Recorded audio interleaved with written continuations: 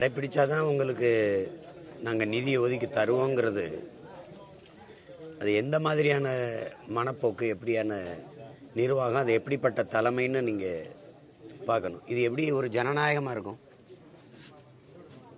இதை செய்தாதான் அப்படின்னு சொல்கிறது எப்படி சரியாக இருக்கும்னு சொல்லுது.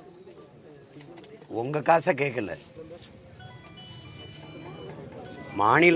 மாநிலங்களின் நிதி வருவாய் தான், மாநிலங்கள் கொடுக்கிற வருவாயின் பெருக்கம்தான் மத்திய அரசு, இந்திய ஒன்றிய அரசுக்குன்னு ஒரு நிதி.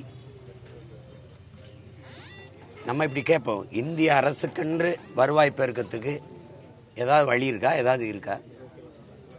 மாநிலங்கள் கொடுக்கிற வருவாயின் பெருக்கம்தான், வரி வருவாயின் பெருக்கம்தான் உங்களுக்கான நிதி வளமை. அதை அந்தந்த மாநிலங்களுக்கு பொதுமைப்படுத்தி பிரித்து கொடுக்க வேண்டியது அரசினுடைய கடமை. அதுக்கு தான் பொது அமைப்பாக ஒரு அரசுன்னு வைக்கிறோம். அப்போ நீங்கள் அதை வச்சுக்கிட்டு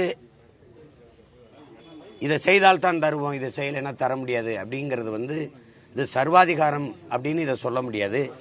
இது கொடுங்கோன்மை.